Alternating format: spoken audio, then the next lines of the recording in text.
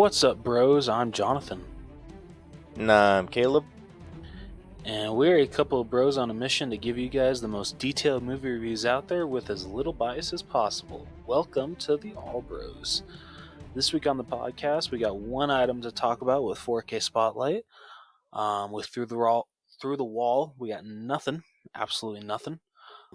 So after those two items, or one item, we'll be moving on to our headliner of the evening, which will be our breakdown of the 2023 remake of The Little Mermaid.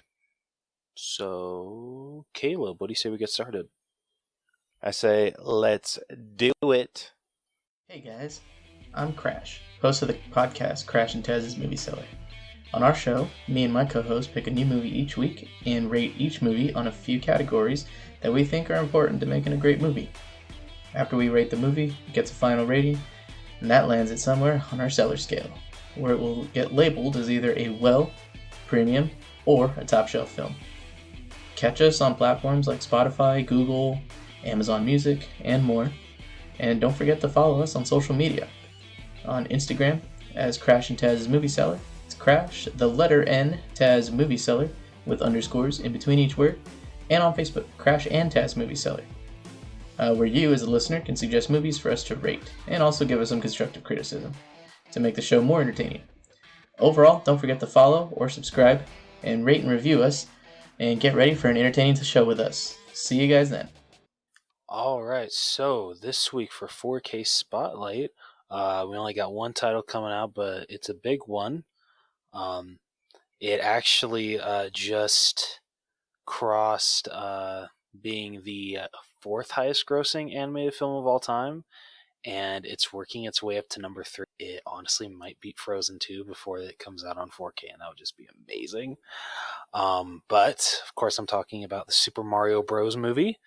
I honestly did not expect it to come out this soon. That honestly really shocks me, but you know what? I'm happy about that, and there is a bunch of exclusives with that. So coming with Best Buy, we have a Best Buy exclusive steelbook where the front is the classic mushroom. Flip it over to the back, it is the classic superstar, and then if you open the steelbook, it's the Mushroom Kingdom. It's a simplistic steelbook, but it still looks really. I already did pre-order this, of course, and it's actually already sold out. I'm sure when release date comes around, or release day comes around, it will definitely. I'm assuming will come back into stock, or at least I hope for people that missed it. So that's the first exclusive that we're getting. Like I said, it's a 4K steelbook. Target is getting an exclusive that it's just a Blu-ray exclusive. It is not a 4K, unfortunately, but it is a close-up of Mario. Looks like he's about to jump. That's honestly what it looks like. I don't know really how else to explain it. It literally looks like he's like, I don't know, it kind of looks like he's in a running pose, but he also looks like he's about to jump. I don't know which one to go with, and I believe it's also lenticular, so that's what makes it different. So it's a lenticular slipcover with just Mario on the cover, and it looks really, really freaking cool. I'm disappointed that pre-order sold out before I could pre-order it, but honestly, whenever I pre-order from Target, when the day that I get it, the slipcovers always come beat to shit, so I always have to take my chances in stores with these ones. So, excuse me. So this movie will be no exception, but you know what? That's okay. So that's the Target exclusive, and then the Walmart exclusive is really freaking cool. This one is coming out with two versions, a 4K and a regular Blu-ray, but it is a freaking so they are calling it so it's just a limited edition gift set. But what's really cool about this is that it's I don't know how to explain it. It's kind of like what they did when they did like the Jurassic Park movies, where they come in like a tin that's shaped like the classic like Jurassic Park logo. So it comes in kind of like a tin, but it's shaped like a superstar. So it's not just a regular movie case. you're getting something that's shaped just like a superstar, but you're getting, if you get the 4K set, you're getting the 4K Blu-ray and a digital copy, and then if you get the Blu-ray set, you're getting a Blu-ray, a DVD, and a digital copy. So I definitely want to try to get the 4K of this movie. Yeah, I'm gonna really try to get 3 different freaking versions of this movie, because collectors gotta collect. Even though I've already bought this movie on digital, like literally the day that they released it, because I freaking love this movie so much. Like I can't remember, like it was just, it had been such a long time since I had such a good time with a movie at the theater than this movie. It was such a good movie, so much fun, does justice to the source material, and I just absolutely loved it. So I literally just got to own every single exclusive version of this movie. So those are the 3 exclusive versions coming out: the Walmart exclusive, Target exclusive, and Best Buy exclusive. And then we're also getting just bare bones regular 4K and bare bones regular 4K and Blu-ray releases. And as you can see, Caleb, because he's a freaking champ and is more prepared than I am, has pulled up how these exclusives look. And I have to So this admit, is out of the 3, so okay for those of sorry, you you can that go ahead. don't understand what's going on, because we're not releasing this video. Oh yeah, Um, sorry. yeah, so we're testing some stuff out with recording, and so yeah, I was able to pull up a little like a screenshot of what this superstar thing will look like. So, like I said, this is just to test some stuff out, more for shits and giggles than anything. Yeah. I But mean, it looks hopefully it super works. cool. Like I'm not gonna lie, it would look cool like on display purposes. Like say like you have like a movie shelf and you put it on top, it would look cool. But like it's gonna look really out of place if you're just putting it with a regular collection. So like with these kind of sets, I feel like I really have to love the movie for me to go for these kind of sets. Lucky for this movie, I absolutely love this movie. So I feel I have to own all 3 exclusives. Dude, I think that would be a really cool display piece, because from the looks of it, it comes with a stand. Yeah, it does look like that, which I really appreciate. Yeah, I mean that's sick. Like you can't freaking beat shit like that. Like that is really freaking cool. Right? Yeah. Yeah, that is really freaking. Sorry, my cat does not want me alone. Uh, anyway, that's it for 4K Spotlight. I will say, which I'm assuming they're gonna put on the regular Blu-ray, but on the 4K, it's called the Power Up Edition. And whoever decided to put that on the cover, I freaking love you, and you deserve a raise. That's all I gotta say. Dude, I'm like Um, looking through these other like exclusives. Like this is how you freaking do a title. Like, dude, like this thing, right? like the one with Like the mushroom seriously. on it. Like I Like know, that's like freaking sick. it's simplistic, but it works for the Super Mario Bros. Movie. Oh yeah, Like so many, I know a simple's lot gonna of be people were way mad better. about that, but I'm just yeah. Like for some movies it works, some it doesn't. For this movie it especially does because yeah, the front is the mushroom and the back is the superstar. Open it up, bam! There's the Mushroom Kingdom. Or wait, no, I'm sorry, Caleb. Thankfully, Caleb just pulled up a reference for me. The freaking backing is not the superstar I thought it was. It's just the back of the mushroom. Um, but still, it's really cool. The front and back is the mushroom, and then open it up, bam! There's Mushroom Kingdom. Right? It is just the Mushroom Kingdom, right? I'm not missing anything, or I'm not saying No, I don't think you're wrong missing anything. information here. No. Okay, so it is the Mushroom Kingdom in the background. Um, So yeah, so like I said, I'm gonna really try to get all 3 versions. I have one secured because I pre-ordered the Best Buy exclusive Steelbook. I just got to get the Walmart and Target. What freaking sucks is I work the day that this movie comes out, Oh, so freaking I gotta, yeah, dude, I gotta freaking pray that both of these releases are still available. Target, I can at least do store pickup, so I can secure that one in the morning if they still have it. Walmart, I'm gonna have to freaking pray, or I might just have to go to a bunch of Walmarts because for some reason I don't know what happened with my Walmart account, but I got banned from buying shit on Walmart.com. Dude, what'd you do? I don't know. Dude, I don't know, but like, yeah, I can't even use my Walmart account anymore. It won't like accept my debit card now. Nothing. And like and it won't even tell you the reasoning why. It will go like reasons like, oh, it could be this, it could be this. So it says like, like too many returns, or you did the. I'm like, I literally returned one thing within 6 months. I don't think it's that. So dude, this is like freaking Tinder all over again. You got banned from Tinder? Dude, I didn't tell you that? No. Yeah, dude, I got banned from Tinder. And dude, I have no idea why. I reached out. I'm just like, hey, like it says that I'm banned off my Tinder account. Can I get an explanation why? And they're just like, oh, we're sorry, we can't disclose that information. I'm like, it's my freaking account. Yeah. Why can't you tell me why I got banned?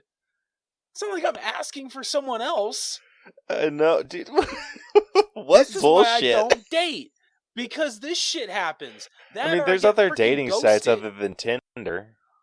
Oh, I know, but I've tried them. Like, I'm just saying. Like, dude, even though you have it in your bio, how many guys, when they're just like, oh, so are you like, full on gay? And and you say bisexual, they're like, oh, no, I can't do that, man. I'm afraid you're going to cheat on me. I'm like, why do you gotta assume that? That's just dumb. That's just dumb, like, ignorance. Right? I put it in my freaking bio that I'm bi. Like, read the freaking. Screw dating. Yeah, I'm just gonna. I'll die single. I'm fine with it. F that. Yeah. I feel like most people assume that when you say bi, that you're like you're attracted to both. Like that's kind of what it comes off as. But I don't think. I hope people know that's what bisexual means. Yeah, you would You're think. attracted to You male would and female. You would freaking think. Yeah, but I think people also feel like, oh, they're not going to be 100% committed to me. Like they're going to. It's just like I don't think it's that. It's just I think I'm one that understands. Like, yeah, you're attracted to all, but I feel like you'd be loyal to one. Absolutely. Yeah, so like it's a freaking no duh situation, but freaking assholes. Yeah. Anyway. Screw dating. That's all I say. I'm just gonna die single. It's all good. I'm okay with it. Anyway, I'm like saying that and like I'm not even 30. Come on, calm down, Jonathan. Anyway, let's not get into a session of why Rose is single. We could turn that into a whole podcast. Dude, straight up. Dude, like I even have like the idea for the name of that show and everything. It's going to be the Single Rose Garden. What the heck? The Garden of One. I love that, but at the same time, go fuck yourself. You're an ass for that. I regret nothing. Yeah, you shouldn't. But still, you can kiss my ass. That's freaking hilarious, and you know it. Oh, that was freaking great. But also, you're a dick. I'll take that all freaking day, dude. Anyway, moving on. So that's all that we got for 4K Spotlight, and since we got nothing for Through the Wall, Caleb, what do you say we main event? Not make, goddammit, our headliner of the evening. Dude, that's a freaking throwback for you. We're gonna, dude. I say one of these days we need to have like a 100% throwback episode, like old intro, like whatever that intro. So does that mean we're gonna freaking record also like on these mics, like our headphone mics? We're gonna do that too? We won't go that far. It's not that kind of throwback. We're not gonna make the audio that shitty again. Yeah, we'll just throw in like our old theme song, in between segment music and all that good stuff. if I can freaking find it. Dude, I'm down. But What's our anniversary date yeah, again? Like when did we it's first like in post our November. first? Okay, so like the week of when we posted it, we should like do something like that. Okay. Yeah, so that'll be the November 13th because our Okay. anniversary is the 14th. Okay, so let's let's do that. Let's do a throwback in November of how it was when the All Bros first started. Hell yes. Oh, Hell yeah. that's gonna be. It's Anyway, going to be really fun. Headliner, what do you say? I say let's do it.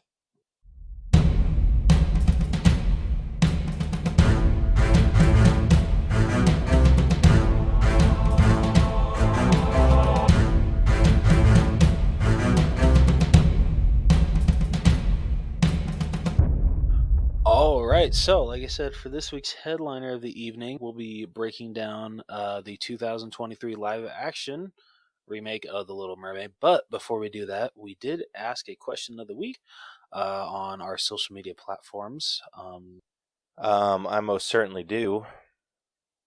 Hell yeah. So we asked in relation to the Little Mermaid, what, just because this is a live action remake, like what is another movie, a Disney movie that you would like to see remade into live action?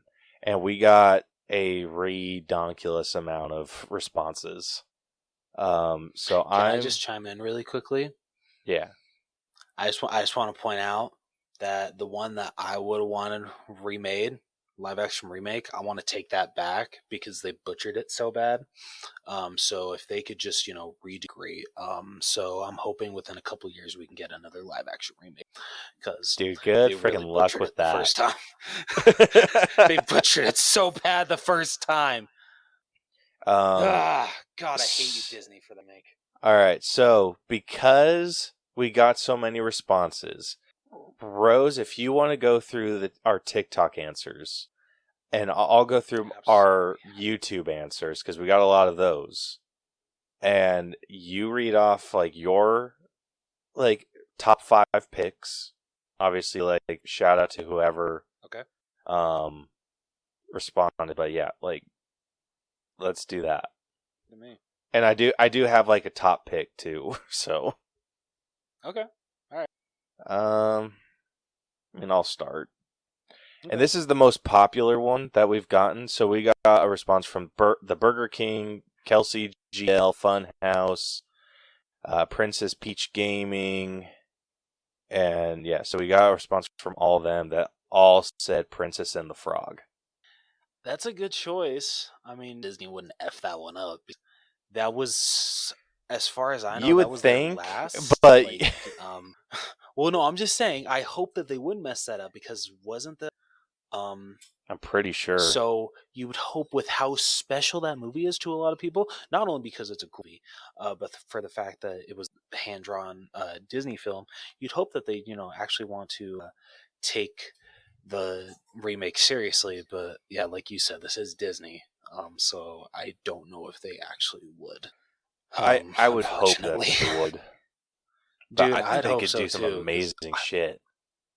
Dude, they really could, but at the same time, like I don't want them to f it up because God, I love that movie. Yeah, same here. So yeah, those are the 2 responses that we got. So you want to hit us up with one?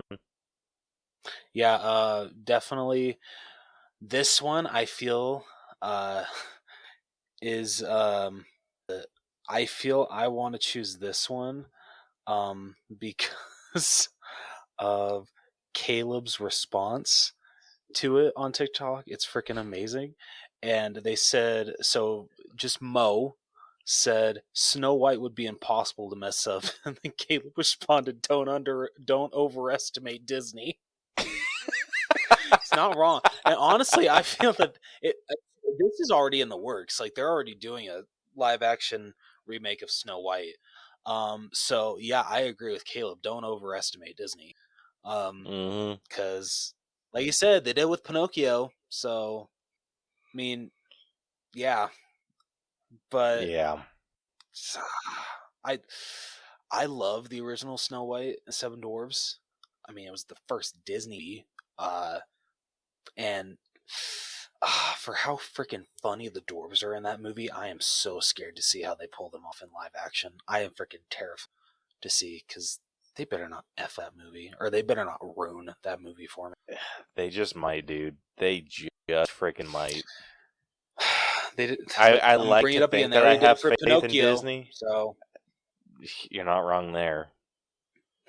Um, let's see. We got one from Lizzie TV, and this one was a fun one.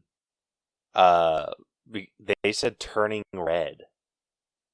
okay, Yeah, interesting. and a Can I bunch of be a people jackass like though and say that that's Pixar? That's not Disney. Can I be a it's jackass and do that? it's basically the same shit, dude. It is I don't basically the care that they're same owned by the shit. same company.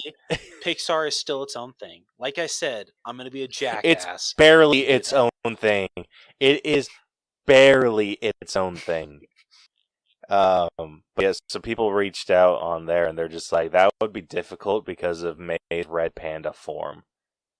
And they're like, yeah, but That would be. if they got it right though, I I actually I feel we are one of the few that actually enjoyed Turning Red. So I I support this live action remake. I'm down for it. But mm-hmm. when it comes to like live action remakes, I feel a movie needs to be at least 10 years old. That's Oh, why it freaking absolutely does. the fact that yeah, hell, I'd even push it to 20 because the fact that it still pisses me off with the whole Moana. The movie's not even 10 years old. Like there doesn't need to be a freaking live action Moana. Ugh. Dude, that he is What's next? very much Encanto? letting his yeah he is very much letting his ego show lately. Oh, dude, yeah. Since Black Adam failed, he's just like, well, I still gotta be making money somehow. So Yep, so he jumped going straight back to back into Disney. Fast. Yeah, and he freaking jumped straight into Fast and Furious again, didn't he? I think he did, but that franchise isn't doing so hot anymore. Because yeah, the domestic premiere. So I know Vin Diesel said, "Oh yeah, I'm gonna really try to get them to do a trilogy for the last bit of movies." Yeah, I don't know if that's even gonna happen for yeah. So they should just do the last one, do 11, and then just call it good. Because did you hear Vin Diesel how he straight up said, "The faster I can get the main Fast and Furious series over with, the faster I can jump into the spin-offs." I'm like, are you freaking kidding me, dude? What Like, spin-offs? come on. Oh, dude, Oh he my has so hell. many spin-offs planned. Like Dom That Toretto's son, he wants a whole spin-off with him. oh my hell. Dude, there is only so much that you can do with racing or just cars in general. And dude, freaking what's her face? The comment she made about how many Marvel movies. Oh, seriously. Like, I truly hope that she was kidding. Because Yeah, oh but it shit, I doesn't forget her seem like name. she was. But yeah, dude, I really hope she was because I really enjoy her as an actress. Especially freaking in like Dungeons and Dragons. She was really good in that. Um, Mm-hmm. but yeah, no, don't be saying, "Oh yeah, how far can you go with Marvel movies? Fast and Furious, we can keep going." A lot freaking When further she than said you that, can with Fast and I'm like, Furious. you, yeah, I'm like, you do realize that there are decades of comic book stories to be told, right? Like, Mm-hmm. where else can you go with freaking racing cars? And it's not even about racing Yeah, cars anymore. yeah. You guys went to space. Like you're turning into Friday the 13th. The 13. The 13th. Freaking No, but like so seriously. dumb. Next up, we're gonna get Fast Goes to Hell. Yeah, or Dom Goes to Hell. There we go. That's gonna be that will Dude, be the how freaking that's the hilarious would spinoff that that we be? need. Dom Goes to Hell. That like, you know what? That's actually that'd be like the only Fast and Furious movie. His Dom goes to hell. I did see Hobbs and Shaw, like, but probably because well, one, like, me and a couple of buddies wanted to meet up after they're not seeing each other, and we decided to go see a movie, and that was like the only movie playing at the time that we were able to meet up. But like, actually, I had a good time with that, and I think it's because it's not a part of the Fast and Furious main franchise. It's a spinoff. um but yeah, I could give two shits about the Fast and Furious franchise, but we're not going to get into that rant. Mm-hmm. No. What's your next answer? uh Next up, I'm going to go with The Emperor's New Groove. And I definitely agree with this answer. I think this is a good one, and I apologize. I'm going to point out who said it. Grilled cheese is delicious is the one that said that on talk, and I absolutely agree. Count name grilled cheese is delicious. So yeah, like I said, they said The Emperor's New Groove. Caleb said yes, absolutely agreed, but I want David Spade to come back to play him in live action. I don't care how he's getting older. I don't give a shit. No one else can play Cusco except for David Spade. Dude, oh man, this might be a hot take, but okay, if he would, then yes. Okay.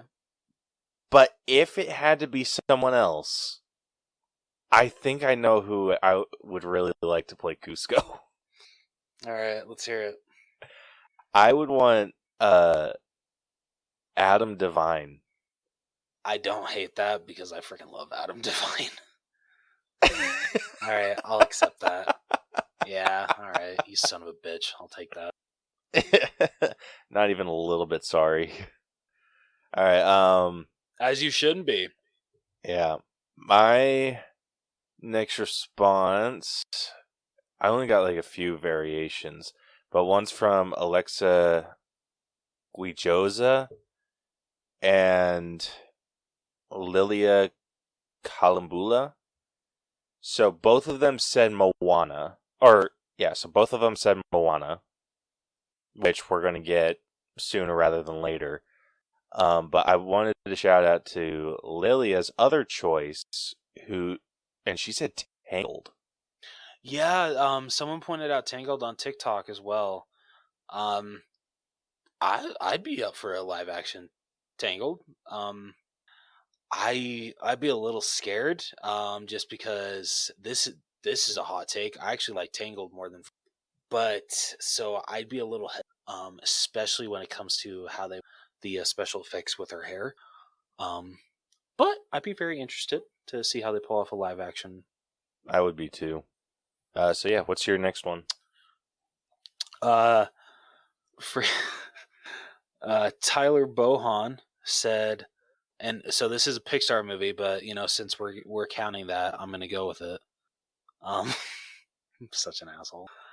He said, "I'm a flip if they bring Wally into live action." Considering that I do not like Wally that much, I've literally seen it once, and I did.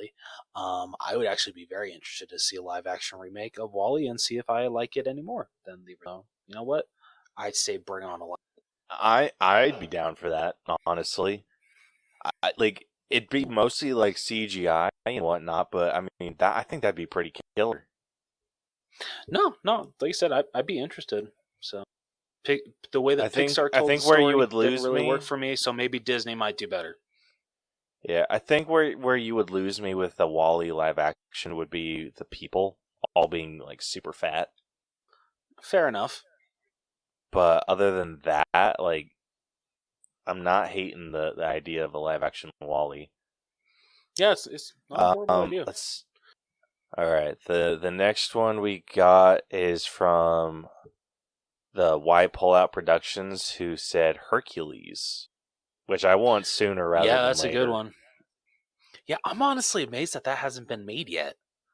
Like, I know, for how many dude. people Like, why love the original movie? Why is Disney not taking advantage of the ones that would do well in live action? No, I agree. Like, this is nothing against some of the live action remakes that we have gotten, But I'm honestly amazed that they made Lady and the Tramp before they made freaking Hercules.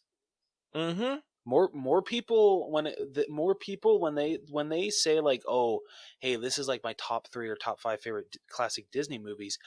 Hercules ranks way higher for most people than Lady and the Tramp. Like honestly, I don't even know if most people would put Lady and the Tramp in their top 5. Hercules, absolutely. I know Lady and the So many Tramp people has love never Hercules. been in my top 5.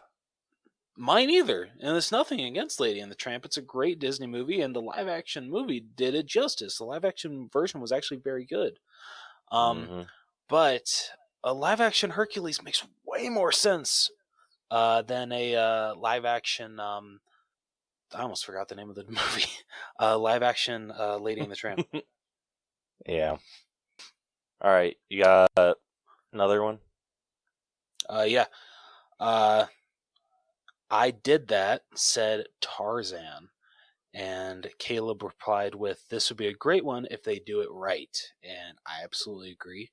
I know we got a live action Tarzan a couple years ago with, was it Alexander Skarsgård that played him? Yeah, but Or it wasn't like the I Disney think that's who version played. or anything like that. Yeah. But I mean, I never saw it. But anyway, like, yeah, freaking, that that Disney movie is amazing, and yeah, they would have a lot to live up to when it comes to that. And all I'm saying is, if they don't bring back Phil Collins to do the soundtrack, I'm gonna freaking riot because only Phil Collins can do any soundtrack for a I Disney wouldn't go Tarzan see the movie. movie. I straight up would never. I Dude, would not go see the right? movie. I just wanted to make sure that Phil Collins is still around. Okay, yeah, I know Yeah, he's he still is. kicking. Thank you. Okay, yeah, we're good. Okay. Phew. Yeah, Okay, we're good. dude, Um, no joke. If but they yeah, announced a live action Tarzan and Phil Collins was not involved, I wouldn't go see it. I wouldn't. I wouldn't watch it on yeah, principle it's a alone. dude. Freaking Phil Collins not associated with Tarzan. That's like John Williams not associated with Wars. I said it. Mm-hmm. Mm-hmm. Dude, oh my gosh. So yeah. Yeah. The last response that we got on here that was from Mallory Young Green, who said Frozen 1 and 2, which I think Frozen would I actually work out pretty well in live action. It would. I still feel it's too soon for it. Yeah, it's. Because that I just absolutely agree. barely It's hit too 10 soon, but years. yeah, Yeah. but But I agree. Frozen s- could y- definitely work in. yeah. As much as it drove me nuts, I would love to see the Let It Go scene in live action. I feel like that would look so freaking cool. Dude, that would look badass. I'm not gonna lie. Yeah. So that's my last response on YouTube. I do have a winner, like if there ever was one. Um. So yeah. So do you have another response? Yeah, I got one more. It's from Lechuga. I hope I pronounced that right. Uh, and they said Peter Pan correctly. Yeah, I definitely agree with that. Correctly. Yeah, Caleb That's the just said kicker right fair. there. Yep, yeah, Peter Pan correctly. Yeah, I know that Caleb definitely liked Peter Pan and Wendy a lot more than I did. Yeah, I definitely want a live action movie. I definitely agree with your comment. Yeah. All right. So the number one, like the winner for me, is going to Professor Rupert Marmalade the Fourth, who said Treasure Planet. Oh Huh? yeah, dude, absolutely agree. Dude, That is one that needs to be if there's remade live any action. movie, oh my gosh, that would be. I can't even like express how excited to see that movie I would be. Yeah, no, dude, absolutely. Yeah. So that's my winner.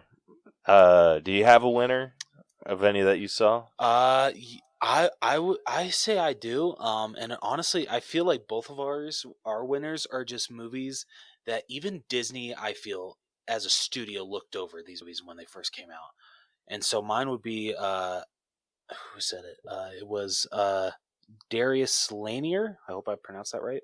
Atlantis: The Lost Empire. Um, Ooh, damn! That's another good yeah. one.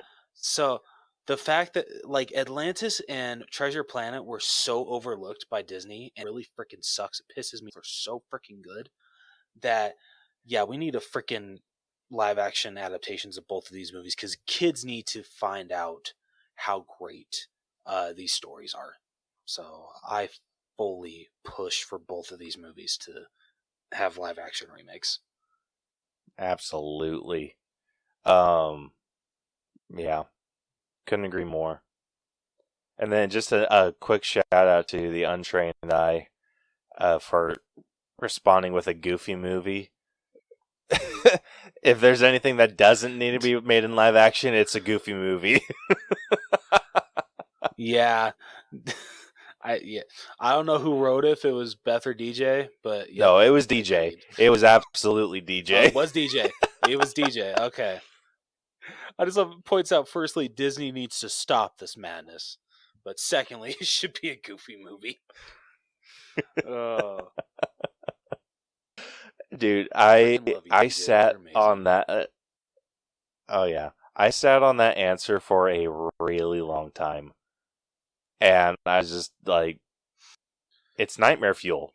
No matter like what I've done with it, like doing it with normal people, nightmare fuel. Like it doesn't have the same Yeah, it's the true. same vibe to it. Anything that I've done to it in my imagination, none of it has worked. The only thing All that I I know could imagine is if it had like the 3D animation vibe. yeah, I will say if they did, I know it's in an extremely goofy, but they have to bring in the joke that freaking what's his other I forget his other friend's name besides PJ. Shit. Oh, the one that But he the weed point head. yeah, Weedhead. Um like my buddy JC pointed out that like in the movie he makes a joke about like you ever wondered why we wear white gloves and we can never take them off? Um and he made a very good point. We never see that character again after that movie. He's in Mm-hmm. nothing else after an extremely goofy movie. So even though Disney wrote the line, apparently he asked too many questions, and so Disney had. He ended up in a mysterious But one-car accident. yeah, there we. But I don't think he ever uh, said anything about not being able to take it off because he took his glove and like lifted it up. oh yeah, that's what he did. Yeah. They got to do that joke because that'd be. Oh yeah, that'd be freaking hilarious. It's honestly how it felt when Mario and Luigi took off their gloves when they were That getting dinner was with their family. unnerving. That just that was weird. Yeah, dude. That I was thought I thought seeing Mario without his hat was weird, but just like yeah. actually seeing any Mario of the Mario brothers without barehanded. their hat No. on, dude. Not even that, barefoot. Oh yeah, that's true. It's like no, I'm good. It's like yep, didn't need to see that. No thanks. Anyway, thank you to everyone that answered our question of the week. We really appreciate it. And yeah. All right, well, getting into this breakdown of The Little Mermaid, Caleb, would you like to let everybody know how we break down movies on this podcast? I would love to, if the damn thing would open up. So, if you are new to our breakdown system, we have split movies into 8 different categories that we individually score to come to a final All Bros letter grade. The 8 categories that we score are story, writing, acting, character development, effects, music, costumes, and then we give it our own personal score at the very end. All of those numbers get magically added up and spit through our algorithm and give us a letter grade to compare this movie to others of a similar grade, as well as a percentage, which is just for fun despite how big of a deal we make it out to be. That is true. That is very true. So, if you have not seen The Little Mermaid, the new one, obviously, But if you haven't seen the original, like, seriously, what the hell is wrong with you? Yeah, if that's the freaking kicker. If it's kind of like hard to spoil. If you've seen The Little Mermaid, you kind of get what it's about. They threw in some new stuff, not much, but a little bit. So Yeah. yeah, so Rose is about to read off the synopsis for this. He is going to spoil the entire movie for you. So if you listen past this point and anything is spoiled for you, it is your own damn fault. So we gave you proper warning. Yeah. All right. So, Ariel is a mermaid princess and the youngest daughter of King Triton, ruler of the mer people of Atlantica. She is fascinated with the human world despite never having seen it, as Triton forbid all merfolk from going to the surface after Ariel's mother was killed by a human. Ariel collects human objects with the support of her best friend, Flounder, a sergeant major, and Flounder, a sergeant major, and Scuttle, a northern gannet. Ariel misses the coral moon meeting that she was supposed to attend with her sisters and is scolded by Triton. Afterwards, she sees fireworks above the ocean and surfaces to see it up close. The fireworks come from the ship of Prince Eric, a prince of nearby Caribbean island kingdom. Sorry, I butchered that. I apologize. The fireworks come from the ship of Prince Eric, a prince of a nearby Caribbean island kingdom. Wow, I'm really killing. Ariel overhears Eric telling the Prime Minister, Grimsby, about his wish to explore the unknown and help the people of his kingdom. A storm arrives and the ship crashes against the rocks, forcing all to go for the lifeboats. Ariel rescues Eric and brings him to shore, where she sings with her siren voice to help save his life. She flees before he can regain full consciousness. After Eric recovers, his adoptive mother, Queen Selena, forbids him from sailing again. Ariel's absent-minded behavior is commented on by her sisters. Overhearing this, Triton questions his advisor, Sebastian the Crab, and learns that she saved a human's life. Excuse me. Triton travels to Ariel's grotto to confront her. Oh my god. Sorry, guys. When she refuses to swear to never go to the surface again, Triton destroys her collection of human objects. After Triton leaves, Ariel is approached by a pair of moray eels who show her an image of the sea witch Ursula, Triton's estranged younger sister and Ariel's aunt, who was banished from Atlantica 15 years prior, and she offers to help Ariel. Ariel follows the eels to Ursula's lair, where she presents a deal. She will transform Ariel into a human for 3 days, during which Ariel must receive a true love's kiss from Eric to remain human permanently. If she fails, she will transform back into a mermaid, and Ursula will claim her. To become human, Ariel must give up her tail, the ability to breathe underwater, and her siren voice, the last of which Ursula will keep in a nautilus shell. I probably butchered that, but we're just going to go with it. Ariel accepts the deal and is given human legs. She is taken to the surface by Flounder and Sebastian and is rescued by a fisherman, who takes her to the island kingdom and to Eric's castle. Eric, who has been frantically searching for the woman who saved his life, rushes to meet Ariel when he hears of her arrival. Ariel is excited, but her lack of voice has Eric immediately turning away. Later that evening, Ariel explores the castle and finds Eric's collection of items he'd accumulated over his travels. Eric and Ariel spend time together poring over his collection. The next day, Eric takes Ariel around the kingdom. Sebastian, who has followed Ariel on land, realizes that Ursula has put a cheat in the spell that's causing Ariel to forget that she needs to kiss Eric. Sebastian, Scuttle, and Flounder take it upon themselves to get the pair to kiss.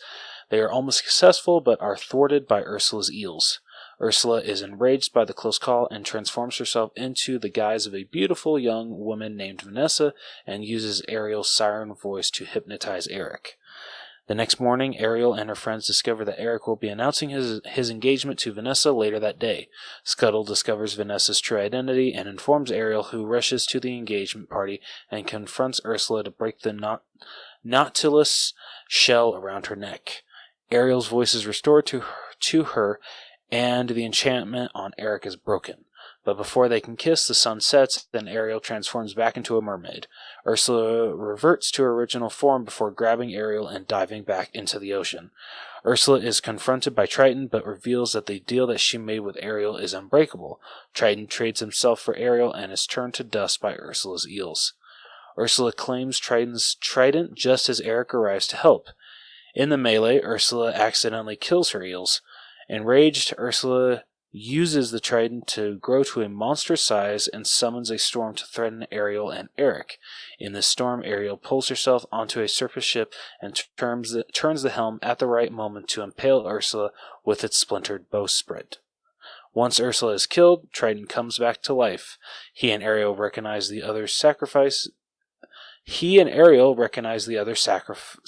for them. Eric manages to return home, where Selena acknowledges that Eric and Ariel's love was real. Triton eventually accepts that although Ariel has returned home as he wanted, she is unhappy without Eric. On Sebastian's advice, Triton transforms Ariel into a human permanently, and she reunites with Eric. The pair decide to travel together with the blessing of both their parents and the support of people from both their worlds. That was a big... Were you not a fan of this? No, this story? I was. It's just... Oh. I was just trying to, think while you were talking, what if any significant differences between this and the original were. And I feel like they followed this pretty true. Yeah, dude, I absolutely agree. And you know what, I will say that maybe I feel that there was enough different in it, barely maybe little tweaks to just make it feel a little bit more original than other live action Disney remakes. I feel The Lion King is a beat for beat remake. I feel that this one does a little tweaking to where it still feels more original than that movie in my. It does. I mean, obviously the dialogue is damn near beat for beat. True. In some cases, a lot of Ursula's stuff is pretty much word for word. That's a very good point. But yeah, it did enough with the source material and changed enough things that it made it feel a lot more fun. Or just interesting. No, it really did. I feel that because I'm trying to remember the original a lot. I made a really big mistake in not watching the original either before I watched this movie or after I watched this movie. So I'm trying to remember a lot of it. But the opening of the original, is it like the opening of this one? Is it the whole ship with Eric and everything with his crew and all that stuff? Mm-hmm, Does that pretty happen much in the opening of the original? That is okay. For some reason, that was escaping me. Yeah, honestly, that was a great retelling. Freaking the introduction of Ariel is freaking fantastic. And freaking don't get me started on the introduction of Ursula. That was freaking practically perfect. That was, to me, just as good as the animated one. Oh my gosh, dude. No kidding.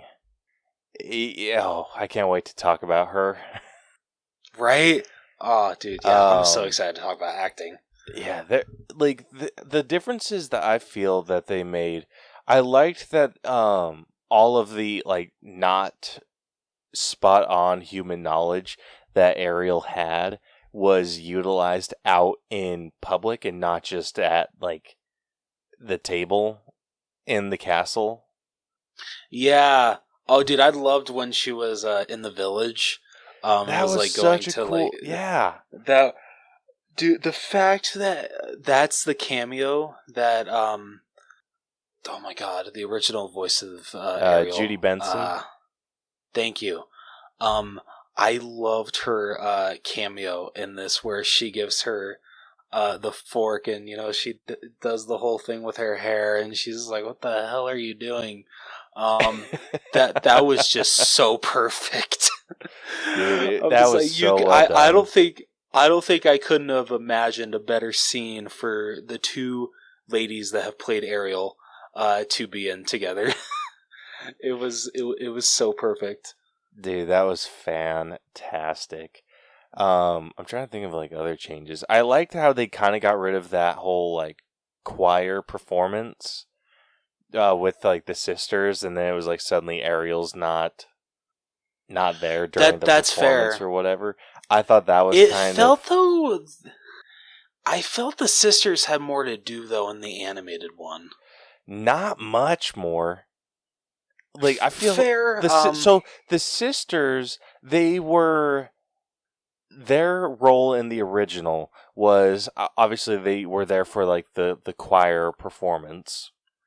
They Yeah. sang the songs. They go, and then you don't see them until Ariel has already interacted with like the shipwreck, like and has saved Eric, and then she comes into the castle and is like singing and humming, and they're just like, then they like tell Triton like, "Oh, can't you tell Ariel's in love?" And then that's it. That's like Okay. Yeah, all that's that coming we back see now. from them. Yeah. But for some reason, I don't know. To me, I cared less about the sisters in this one than I did the original. And that's nothing against the actresses. Like they did fine with what they were given. But I feel they were even pushed more to the side even more. In this one. That I would have to disagree with you on. And Really? that's, Okay. yeah, well, that's just because the Little Mermaid's still, like, the original is still pretty fresh in my mind. Yeah. Like, no joke. All you see of the sisters is them at the concert, them telling Triton that Ariel's in love, and that is it. In this, it felt a little bit better, where it's like hey, they're sitting there at the meeting, and Hmm. um, then they're there cleaning up the shipwreck and all that good stuff, and then they share that, oh, we think Ariel's in love, and then you see them at Hmm. the end too when they're like seeing Ariel off. Yeah. Can we? I was telling Christina this. Um, Maybe it's just me. But as they're all the mer people and humans are seeing them off. And you see some mer people sitting on the edges of the townspeople's boats.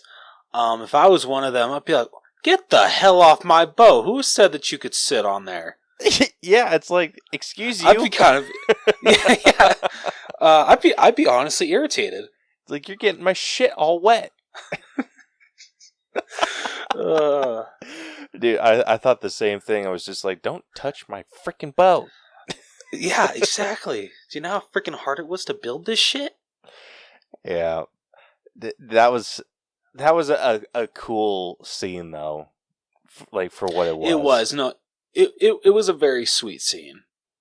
Um, trying to think of some other like beats. What like I liked how the sisters were more like not just ditzy girls, where they all See, served a I purpose. liked that. You like Like, the I don't know, ditziness? I did. I like that in the original. To where, like, I'm sorry, in this one they're kind of boring to me.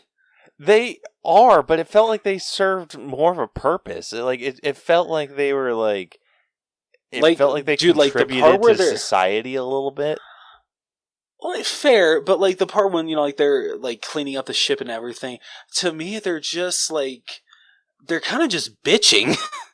I know they, make the joke with how, Ariel is, of course, yeah, she's the youngest, and one's just like, oh yeah, you remember how I was like that, and then, like I actually wanted to, be like you guys and everything.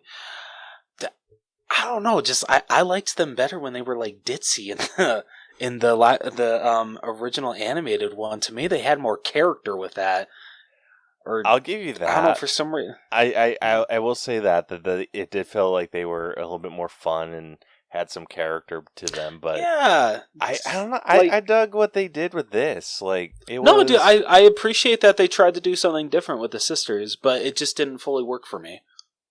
that's fair. Um, I did like some of the changes where like Eric actually had um a parent in this. Yes, that was a really good change. And I really And liked the story that they had for Eric too. That Like, was really good. especially with the contrast between like how Eric's and Ariel's story is basically exactly the same. Yeah. Where Ariel has an overprotective father, where he has banned all travel to the surface because his wife had been killed by humans. And then the opposite with the Queen, where the Queen has banned most sea travel, at least in regards to her son, because the king was lost at sea, and how Eric was found on the shores and was taken in by the Queen and adopted and raised to be the prince, where Ariel basically did the same thing, like saved him, like brought him on shore and everything, and like how she ended up being the one that was taken to the castle and saved from the waters and basically adopted into the castle. Like it's just the contrast between them, or like the similarities, was amazing, and they made Eric way more interesting than I feel he's ever been. They really did. Like seriously, I loved his backstory, his ambitions. Just way better written character in this live action version. Oh yeah, way freaking better. Trying to think if there were any other changes. Can't think of any off the top of my head. This is just like a random change, but I know Scuttle was changed from a seagull to a type of bird that can actually go underwater. Yeah. This one, I don't know where to put this. Why was she able to talk underwater? Like, clearly. I've dude, you caught me. I don't know, because it's Aquafina, I guess. She has Aqua in her name. It was weird, dude. It was really freaking weird. Yeah, fair enough. I feel with some of these live action, like, I will definitely dock it for that, but like some of these live action remakes, you kind of gotta, I guess, what's the word? Disobey belief or some shit like that. Not disobey. Set aside your. I know what you're trying to say. It's a term that I always forget, but okay, I get what you're saying. The only one. Okay. Let's hope the fair. listeners understand what we're saying. Yeah. Anyway. Yeah, I had a good time with this one. I think that the minor changes that they did make were good. Yeah, I agree. They didn't like drag down the story or make it too long. I feel that it definitely expanded on the Little Mermaid lore and it made it that much better. Oh yeah, absolutely.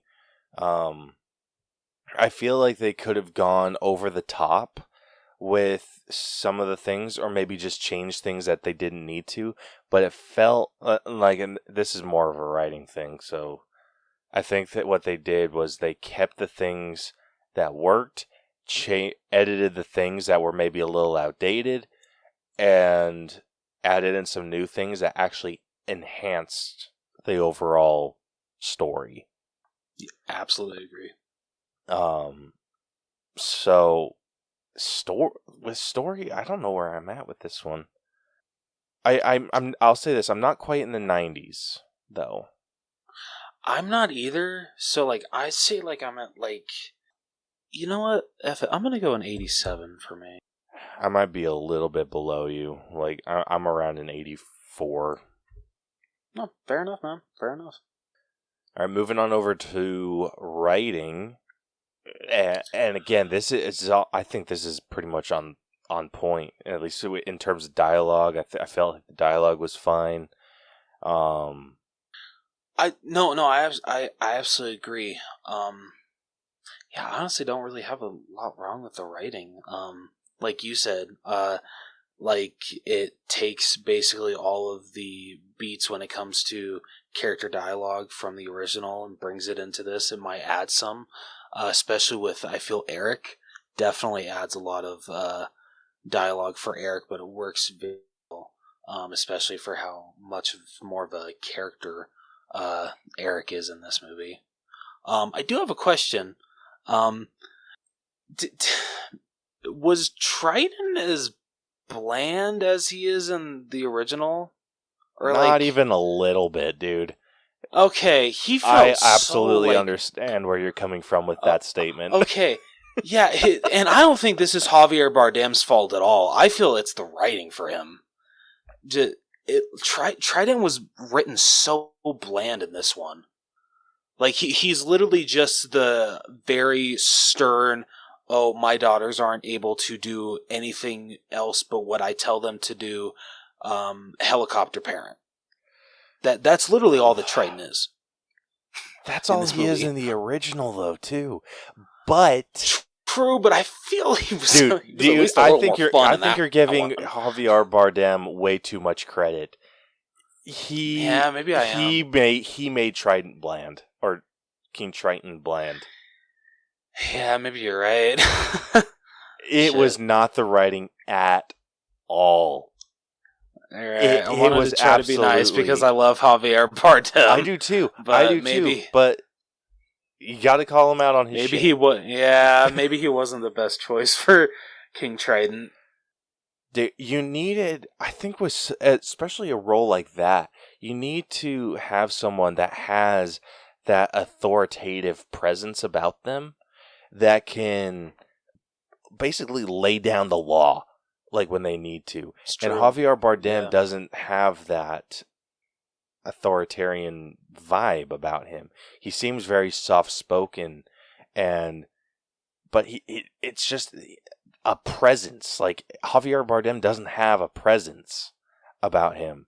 And this is where I feel like when I heard like of this casting, I was bummed out because there was so much shit going around that Terry Crews was going to play Triton, and I would have really, I would have hated that.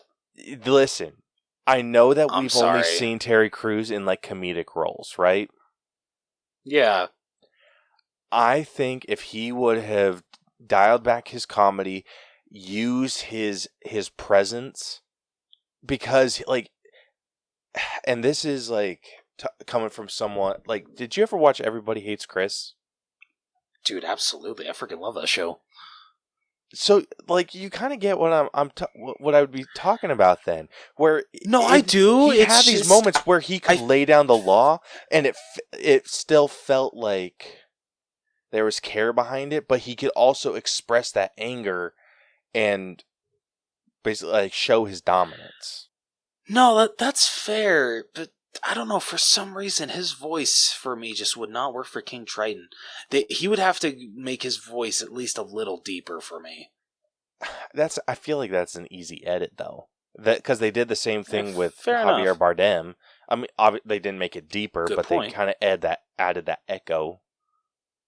All right, good point. That's a very good point.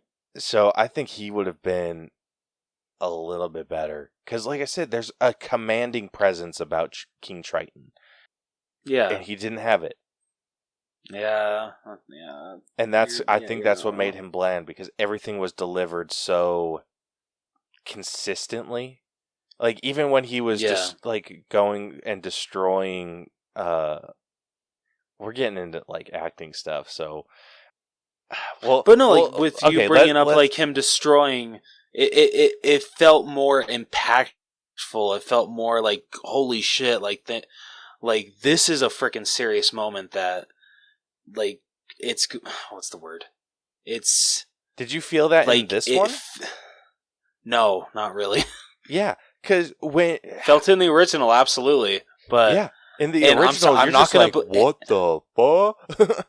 And I don't feel it's Halle Bailey's fault at all. It's Javier Bardem's. Very much so. Very much so. So... I want to hold off more on this conversation, but yeah, same here. Discussing writing, I loved the dialogue in this. I think it was higher really than good. The story. Fair. So with this, I'm still probably lower than where you were at with this story, but I'm around an 86. I think writing. I think I'm gonna match my story. I'm gonna go an 87. Fair. All right, but getting into acting, um, so yes, where so Javier Bardem during that scene where he's destroying all of Ariel's stuff. In the original, you hear him. It's a booming voice and you can like feel his anger, and he's pissed off, and then he's going like they got like the essence of that like to a point, but I Javier Bardem needs to express his rage better in this. No, I Like agree. that's what it was missing. It was missing the rage. Like Yeah, I agree. like when his trident lit up, and I was like, oh, like shit's about to go down. But he was blowing stuff up, but he was still very. It felt like he was still very soft spoken. He was talking with a stern voice, but it wasn't like booming. Yeah. And I think that's what it was missing. That is absolutely what is missing. Sorry, really quickly, I am going to just make one edit. Just really quickly, I'm actually just bringing this up so it doesn't just come out randomly. I am going to actually match Caleb on writing. So I'm going to change my score to 86. So Okay. just want to get that out there. Back to acting. Yeah. But yeah, I don't think Javier Bardem was the choice for King Triton. I agree. Like, my guy didn't even make my top 5 for like favorite actors in this movie, or favorite performances in this movie. What does your top 3 look like? Number 3, I'm gonna give to Melissa McCarthy. I absolutely loved her as Ursula. So freaking good. Honestly, I wish that she was in it more. I know that Ursula wasn't in. I mean, she was in this movie as much as Ursula is in the original. But she is just so freaking good as this character. And like freaking, I know this is more so in effects, but when she becomes like giant Ursula at the end of the movie, dude, I feel that like matched the original when it comes to absolutely terrifying. Like that looked so freaking good, and like freaking Melissa McCarthy looked absolutely terrifying as Ursula in that scene. But anyway, getting back to actually her acting, fantastic, such a great job as Ursula, and her performance of Poor Unfortunate Souls was so freaking good. Like nothing but good to say about her. So she's number 3. Number 2, I got to give to Jonah. I'm gonna butcher his name. Howard King. I hope that's how you say your last name, man. And as if like you're listening to this. But no, Jonah did fantastic as Prince Eric, and like Caleb and I pointed out, I feel like he even brought more of a character to him in this one than Eric had in the original, and that not only is due to him as an actor, but it's also due to the writing of Prince Eric. So I was talking with Brielle. She Eric apparently has always been one of her favorite Disney princes, and with the I'm like, from the original or after this movie, and she's like, no, he's always been, and I'm like, why? He's so boring. Damn, I love that. Why? Dude, like there's some princes I 100% understand the obsession. Eric is one of the ones I do not. Damn. I'm like, dude, you're so freaking funny. boring. Like, like what? Like it's so dumb, so freaking dumb. Like I've never liked Prince Eric, but Jonah Howard King did make me like Eric a hell of a lot more. Same here. Like, freaking, like you said, added so much more character to him. Freaking all of his new original song that Prince Eric gets in this movie, freaking really, really good. I feel it's one of the rare songs in these live action Disney remakes that actually like makes sense and it adds to the story. It doesn't feel out of place. This one I feel definitely it felt like it should be, which I really appreciated. So he gets number 2, but number 1 I got to give to Halle Bailey as Ariel. She was, oh my god, I can't say enough good about her. I got nothing wrong with her as Ariel. She was fantastic. I was almost brought to tears with her performance of part of Your World. Her scenes with not only Eric but Ursula, just her scenes in general with just anybody that she had to be on screen, even when she was with Sebastian and Flounder, she just absolutely amazing. I really hope that a lot happens for Halle Bailey after this movie because this girl is going places. I truly hope that is the case. Be- yeah, God, she was just perfect as Ariel. Yeah, I got nothing else to say. Like I said, I can't say enough great about how amazing she was as Ariel. So yeah, that's my top 3. Oh boy, dude, my top 3 looks way different than yours. Really? Okay. I am going to give a shout out to Jonah Howard King as Eric, but he did not crack my top 3. Okay. I like I said, dude, I really appreciate the characterization that he was able to give to Eric. Like I said, made him way more interesting than I feel he's ever been in his entire life. So much appreciated. My number 3, though, this is going to be a hot take. I'm giving it to Art Malik, who played Sir Grimsby. Dude, Grimsby was the bomb. Oh, that is a hot take. I mean, fair, but yeah, that is a very hot take. But you know what? I like it. Dude, he was a freaking boss. He he was so cool. Like I thought, like initially when we like meet him, I thought he was just gonna be another like exactly how the other one was, where it's just kind of uptight and just like, oh, so proper and all this other bullshit. But he ended up being so much freaking fun and so freaking cool. Like I couldn't help but love him. Like I was Team Fair, Grimsby like fair. all the way. Like I said, freaking loved it.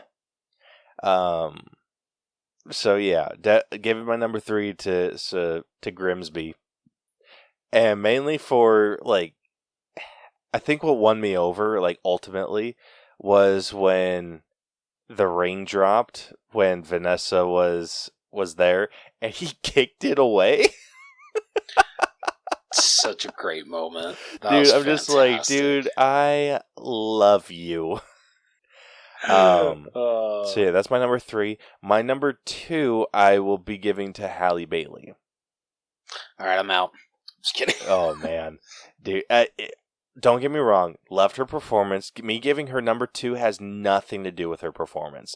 There's just Okay. my number 1 I liked a lot more. Okay. But Fair Halle enough. Bailey, she did an incredible job at portraying the innocence and curiosity that Ariel is supposed to have. Like, I thought she did an incredible. Like, and especially not having to speak. Like, I feel like that's the big challenge. Not being able to speak. Like, freaking wild. Like, amazing, amazing job. So, loved her. But I'm going to be giving my number 1 to Melissa McCarthy, dude, as Ursula. Fair. Holy dude, I told you she would. shit. I told you she killed it. You are 100% correct. Dude, I will say I did not see this performance coming. Dude, right? Dude, I hate how much hate that Melissa McCarthy gets. Like, it honestly, like, irritates me. Because everyone thinks that she's not funny, she's not a good actress. She's both of those, in my opinion. I've been a fan of her since day one. Yeah, not funny. That is absolute bullshit. She is Yeah, hilarious. yeah. I One of the best love female comedians working today. One of the best comedians working today. easily, dude, easily. But listen, when this announcement came out, I had my doubts. I absolutely had my Understand? Fair doubts. enough.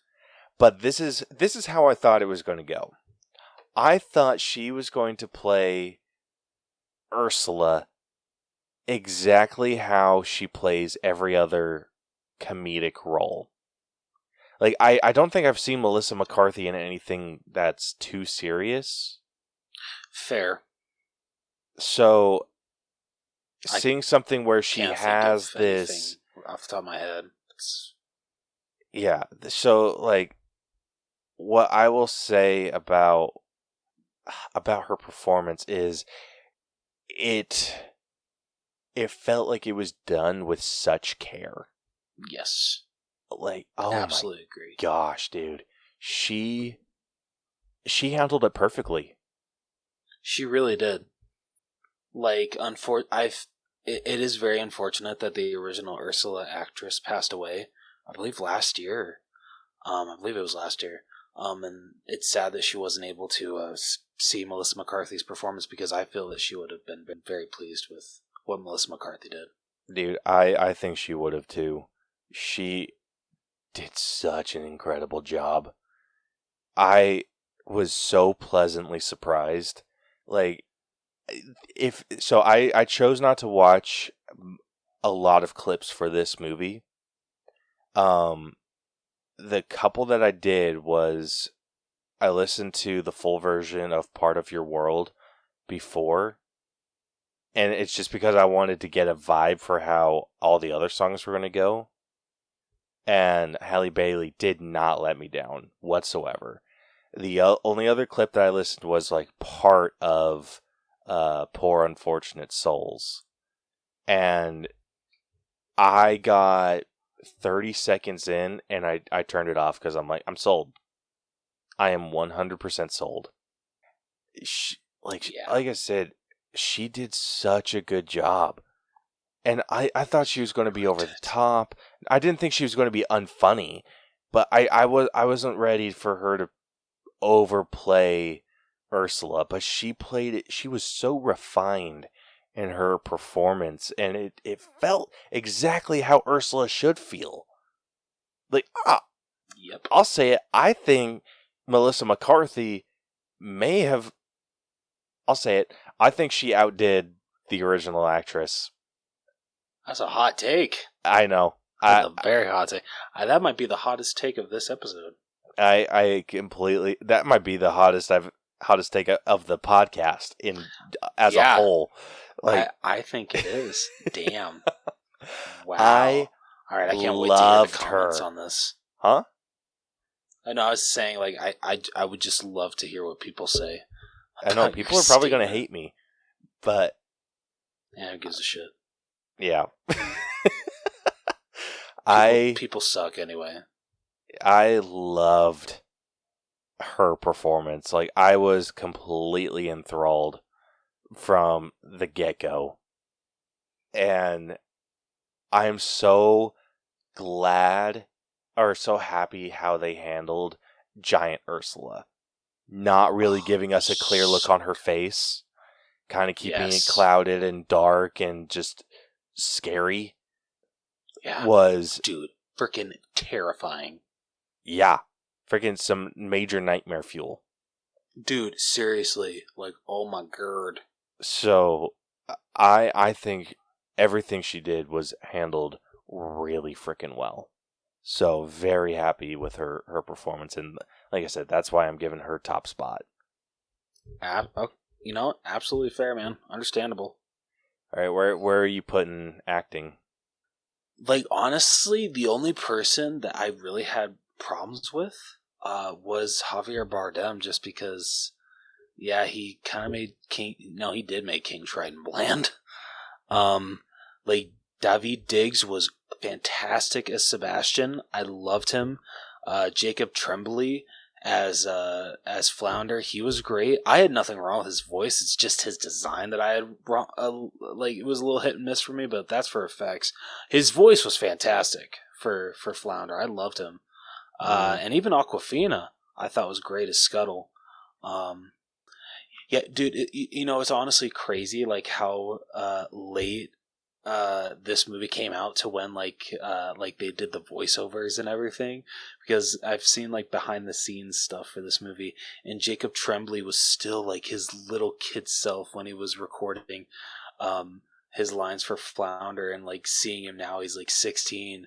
Oh, In like shit. one of his interviews, yeah, dude. In one of the interviews, he pointed out, he's just like, because he did like a voice crack, and he's just like, yeah, that this just proves that I can't even do the voice anymore that I did in this movie for Flounder.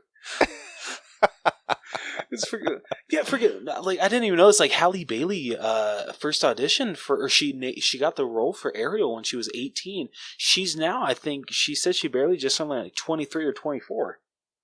Damn. So this movie's been in production for that long, but like with COVID and everything, yeah, it makes sense, because I think they had barely just started production on this movie like right before the pandemic hit. I'll say this: I'm glad they waited. Oh yeah, me too. If this would have been rushed, like I don't know if it would have been nearly as good as it ended up being. I absolutely agree. Yeah, no, like I feel for the most part, like everyone did a really, really good job. Like the only person I really had a problem with was Javier Bardem. Mm-hmm. So, trying to think for acting though, just because Javier Bardem does bring it down for me, I'm gonna go an 85. I don't think he was in it enough for me to be down that low. I'm actually fairly Damn, man, high. I'm the bad one here. I know between Melissa McCarthy and Halle Bailey, I'm sitting at like a 91. I hate you. You're so wishy-washy. I know I am. Shut up. I gotta match you on that. You effort. I like how I say that, and I've already said the F word on this episode. Yeah, I know. Like, just own it, dude. You already freaking got us the explicit tag. You're welcome. Oh, all right. Character development. I feel it's basically this. I'm assuming we're doing Ariel. Yeah, of course. Yeah. So basically, you're getting the same development that you get in the original, with her wanting to see above the surface. She gets that wish from Ursula. She's able to experience it with Eric. Things unfortunately don't go as she planned after she finds out that Ursula is sabotaging it, and yada yada yada. But at the end, she's able to become a human again and live happily ever after with Eric. It's a classic. It's classic Disney, but it's told so well. And Ariel, I feel, still has a very good character development, because I feel that even though she gets what she wants, she still has to deal with the repercussions of it throughout her time on land. And towards the end, you don't actually think so. I mean, if you haven't seen the original, yeah, you're going to think that, oh my God, maybe she doesn't actually get her happy ending. Maybe Eric does actually marry this lady that Ursula is pretending to be. So just for the what she goes through as a character, I feel it's pretty damn good. It's not like, I wouldn't say it's great character development, but as far as like Disney princesses character developments go, I feel that Ariel's is definitely one of the better ones. Barely. Yeah, this is one I feel like I'm going to be harsher than you. Well, I mean, we'll see. I'm like at, I don't know if I'm even in the 80s. I might be in like the low 70s on this. The low 70s? Dude, are you going to make me the good mid-70s. guy on this one too?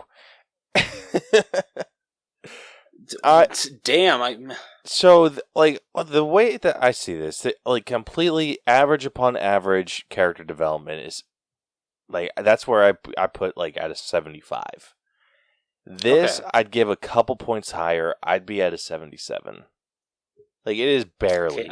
And this is, I'm going to be I'll a say little this. meaner, and I'll go with The 75. more Disney princesses we do, the lower this score is going to go. The character development of Disney princesses is garbage.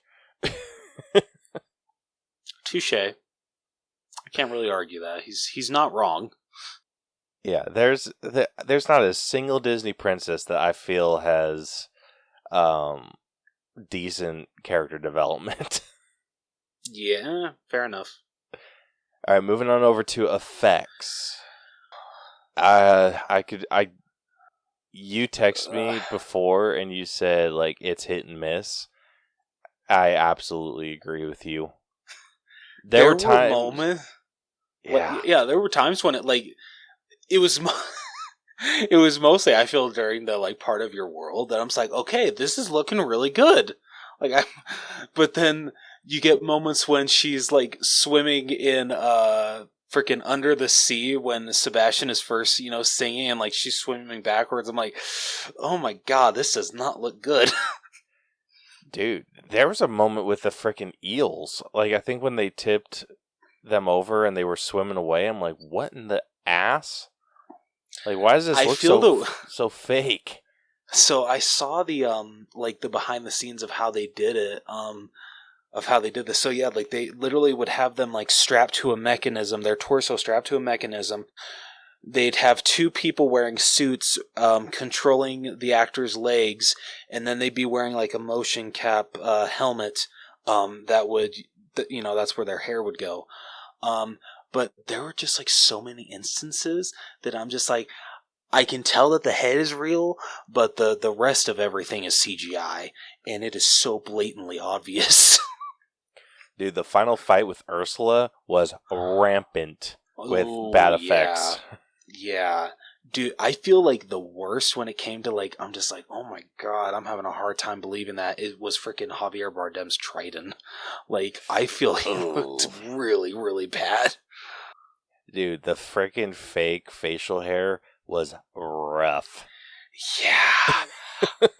Like when at the beginning, when the sisters, first swim in for the choral meeting, I'm just like, please tell me this is not gonna be the CGI throughout the whole movie. And thankfully, like there is, like I said to Caleb, there's hits and misses in this movie. But that beginning scene when they're like swimming in, or they're first swimming in, I'm just like, oh, please tell me the whole movie when it comes to underwater scenes isn't going to be this hard to watch.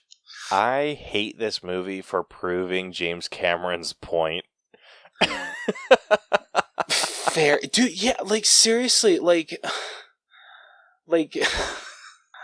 um, I think I gotta take back like all the shit I was, or at least some of the shit I was giving Aquaman for like the underwater scenes. Like somehow it didn't look that great, because I will fully admit the underwater scenes in that movie look better than they did in this one. Yeah, dude. I was watching some behind the scenes stuff for The Way of Water, and how James Cameron was just like, yeah, we had them on wire rigs. I didn't like how it looked, so we created this whole underwater studio system and blah blah blah. And all I was thinking through, I'm like, you're such a pretentious prick. Like of course you did. Like you had to go and make this movie as complicated as you possibly could. And now seeing this, I'm just like, damn it. I mean, but yeah, that begs the question though. Have you seen those underwater scenes in The Way of Water? I've seen some with visual effects breakdowns. Okay, Yes. Yeah, every single one is freaking jaw-droppingly beautiful. I know, and that's what pissed me off. I was just like, dude, seriously, I'm just like, son of a bitch. I know, my freaking dumbass was saying, like, you could have easily done this with wire rigs, you asshole. Like, you didn't have to go and do this. Like no one asked you to. And then after seeing this, I'm just like, damn it. It's like, maybe you got a point, Cameron. Yeah, I'm like, all right, I'll give you that point. Like honestly, this is like definitely my biggest problem with the movie.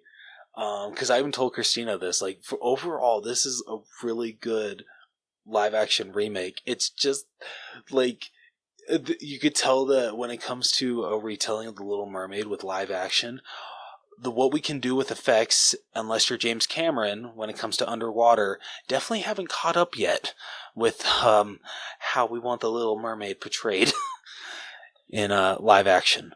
Maybe give us Yeah. maybe give us 10 years. Like I said, James Cameron's already mastered it apparently. But Honestly, yeah. like, I think James Cameron might have been the one to direct The Little Mermaid. No, he would have made it too freaking serious. And I that's know. coming from someone hate, that actually really likes The Way of Water. I know. I hated myself for that thought. I was just like, God damn it. Oh, shit. So, where are you sitting with effects? Well, question though. Character design, that goes in costumes, right? Yes. Okay. So, okay, I'll leave that for that. Well, ooh. Yeah, that goes in Okay, in costumes. I got some things to say about certain characters. I do too. Okay, cool. Pretty sure it's the exact same characters. Yeah, I'm sure it is as well.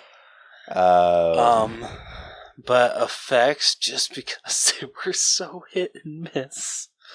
God, I might be at like a solid 70. I might be that low. I don't know. I think there's a lot of stuff that missed. I'll definitely give you that. But the stuff that hit hard. That's true. Like honestly, like especially for me, it was like the part of your world. Like the swimming in that looked really good. Bailey looked great in that. God damn it, I hate you. No, yeah, okay. Listen, I'm not super high. I'm not 70 low, but I'm not like I'm not in the 80s. No matter what I do, I will not be in the 80s. Yeah. I think I'm gonna sit at I'll be at a 75 as well. Yeah, we're gonna go 75. I'm probably going to go a little bit higher. I'm going to go. I'll do the same as my development score. I'll go 77. And this is because I had an issue with how the underwater scenes looked.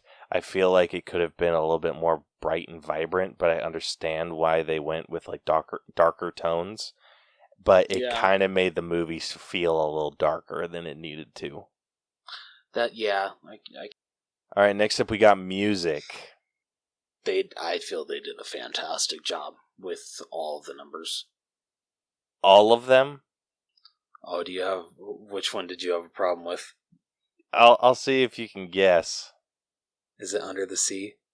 No, it's the freaking Scuttle one. The Scuttlebutt? Dude, I was ready to claw my face off. Okay, but the question with that, is it the song alone? It's the song alone. It's not Aquafina? No. Okay. If that was Aquafina singing, decent voice. It's the song. I'm pretty sure it is. I wanted to claw my face off, dude. It was so bad. Like, what in the actual ass was that song? I didn't hate it as much as you did, apparently. That was easily the worst. It is so bad, it brought my music score down. Oh, shit. Oh, man. Yeah, but please tell me, okay, I brought up Under the Sea. How did you feel about that rendition? I thought it was great. Actually really liked it. Yeah, David Diggs did fantastic. That was the one song that I was really worried about. Fair.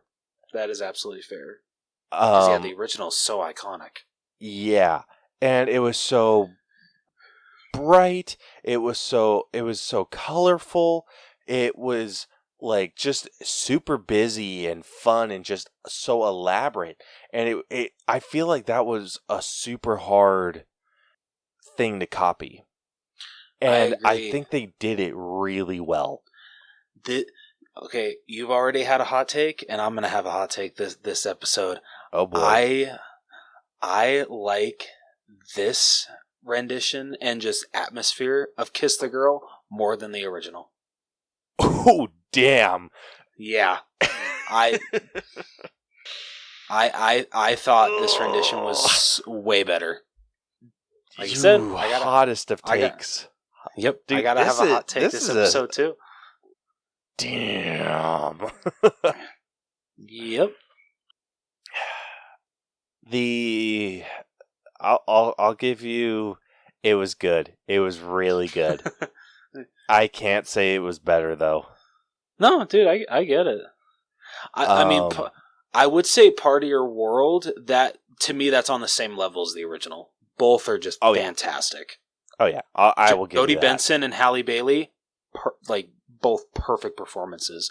Like you said earlier, her performance almost brought me to tears. It was that good. Yeah, really freaking good. This is a total side note, and it was just because I was thinking about it. After Ariel was given her legs, and she had to swim up to the ocean, I am actually really glad that she was in the middle of the ocean. And not just like quick swimming distance with it, like to shore. Damn, you wanted to see Ariel suffer? I didn't want to see her suffer, but that was one thing that never made sense to me. I'm just like, okay, so she's just randomly like on land now. Yeah, no, she had to freaking swim like hell. Yeah, so when she got caught up in the net, I was just like, thank you. That was a part, like an added bonus that I didn't know I needed. Oh shit. So yeah, okay, but music, like getting back to the music. Overall, it was good, except for Scuttlebutt. Like I said, I could have taken a freaking ice pick to my ear. I hated it that much. I liked it. I didn't love it, but I didn't mind it. Dude, I knew Lin-Manuel Miranda did some music for this. Yeah. And I was wondering, I'm like, I wonder where his music influence came. And then I got hit with that song. I was just like, there it is. There it is. There's the Miranda charm. Yeah, I do not like the Miranda charm. Oh shit! Gosh, I feel like I'm going to be such an asshole. Where are you at? I would say I'm at an 8 for me personally. Oh, damn. Okay, I thought I was going to be the asshole here. Oh. Are you at an 8 too? No, I was at a 9. Oh, see, I thought you were going to be at an 8, so that's why I'm just like, maybe I guess I'll do an 8. But if you're at a 9, I can totally do a 9. No, the rest of the soundtrack was freaking bomb. Oh, hell yeah. Okay, cool. It like I said, I thought Scuttlebutt was... No, I thought Scuttlebutt that brought it down to an 8. No, okay. A great soundtrack with one bad song I'm at a 9. Or can bring me down. Fair enough. And so that's exactly what this is. A great freaking soundtrack with one horrid song. Damn. I did like the other additional songs though. The one I Prince have Eric's to was really good. I have to take everyone's word on that because I had to take Iris to go to the bathroom.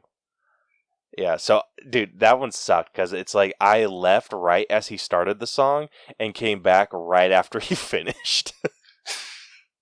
Damn it, that sucks. But yeah, like when I got back, Brielle and her friend, the one that we went with, they were like swooning real freaking hard. I was just That's funny.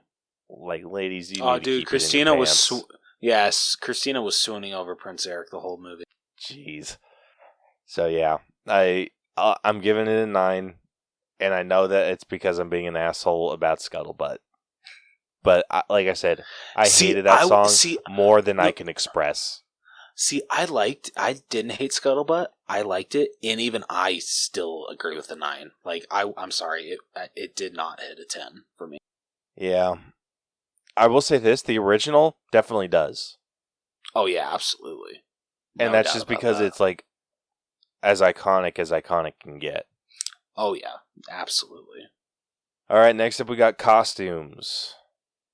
Which, I mean, the outfits for this were so good. Oh, yeah, freaking Ariel looked beautiful, like always. Dude, I loved what they did with the tails. Yeah, they look so freaking cool. Yeah, the freaking design on all of the mer people was fantastic in this movie. Oh yeah, absolutely. The biggest problems I had, well, actually, it was only one problem, honestly, because I liked the design of Sebastian. I feel it worked. It grew on me. Same here. It took me a minute to get used to it, but I got used to it very fast. Scuttle looked fine. It's freaking Flounder that I had a problem with because someone did not do the research with this movie. Flounder, even though that's his name, he is not a flounder fish. I can't remember what type of fish he is in the animated movie, but he is not a flounder. Like I said, that's his name, but that is not the type of fish he is. And freaking like I love Jacob Tremblay's voice as Flounder. Great choice. But just the freaking eyes on this fish made him sometimes terrifying to look on screen. He was terrifying to look at sometimes. He was an odd looking fish. Like, and that sucks for me because Flounder was my favorite character from the original. He still is. But just they done my favorite character dirty in this movie. Yeah, I voice just casting, looked up perfect. I just looked up the Ocean Conservancy.org, and they had a Real Animals Little Mermaid Yeah, page, and yeah, like they got to Flounder, and they said it is most definitely not a flounder. There's a consensus that flounder is more than likely some type of angelfish or some other similar vibrantly colored real fish or reef fish. yeah. Why couldn't they have done that? Yeah. Is that what they made him like an actual flounder? Yeah, they're just like, oh, his name's Flounder, so he has to be a flounder, right? No. Are you sure? Oh yeah, never mind. I'm looking at like No, from what I read, yeah, no, they side. made him look like a flounder. Yeah. I'll definitely say this, a cuter flounder than most. Fair enough. Yeah, nothing against flounder fish, but yeah, they definitely ain't the prettiest to look at. No, that they are not. But yeah, that's like honestly like the biggest when it comes to costumes. Yeah, like flounder is like the biggest one that I have wrong with. Like Caleb said, yes, Sebastian. Like it takes you a minute to get used to, but after you do, the design is actually not bad. Sebastian looks fine. Like I said, Scuttle looks fine. Like all of the costumes for the mer people looked great, especially Ariel. And oh my god, don't even get me started on Ursula. Oh my god, the design was perfect. Dude, whoever's idea it was to make her tentacles like translucent needs all the money. Agreed. Yes, I absolutely agree. That was an inspired choice. Yes, that was chef's kiss. No freaking joke there. Gosh. Where are you sitting at with costumes? Because like I said, I don't know where I'd be with this. I'm just trying to think of how far Flounder brings me down. But just for how much I enjoy the rest of the designs, I don't think he brings me down that much. So like I'm probably I don't like. I want to say I'm at a 9, but I can most definitely be talked down. Honestly, just thinking, Flounder's the only one I have an issue with, like true issues with. Yeah. Everyone else, they looked great. King Triton looked great. All of the sisters looked really good. Ariel looked fantastic. I'm at a 9. I can Perfect. definitely give you that 9. Let's do it. All right, last up we got our personal scores. I will take this one. That's all right with you? Yep. Okay. So yeah, overall, this is most definitely one of the best live-action Disney remakes that Disney has done. This is honestly in my top 3 of the best ones that they've done. I had a really, really good time with this one. The casting is on point. While the effects are hit and miss, they're still decent for what they were able to do. And just I feel that they brought new life into this classic animated, or into this classic story. And I feel that it's a tall task to do considering how beloved the original is, but I feel that they pulled it off very, very well. So I would say I think I'm going to be at an 87. This is a really well done remake. I feel like there are not very many good Disney remakes. This is not one of them. This is definitely on the higher end. I loved everything that this movie was able to do with the small tweaks that they made with the story and kind of giving us a better insight on different characters like Prince Eric. Prince Eric is more interesting than we've ever seen him be before. And then just the biggest of shout outs to Melissa McCarthy for her portrayal of Ursula. She was just chef's kiss, so freaking good. I have nothing but positive thoughts about that performance. And Halle Bailey, oh my gosh, she enveloped that character of Ariel so well that it made it so fun to watch. She captured the innocence of Ariel, the curiosity, all of that good stuff extremely well. But honestly, with the hit and miss effects, and me not necessarily being the biggest fan of The Little Mermaid, but I mean, it's still a really good watch. Definitely worth seeing. My personal score for this is going to be an 83. It's definitely on the higher end, but it's not quite up there. Fair enough, man. Fair enough. Well, with that wraps up this week's breakdown. So going through the categories real quick, starting off with story. Started off pretty strong at an 85.5. Writing got a half-point boost, sitting at an 86.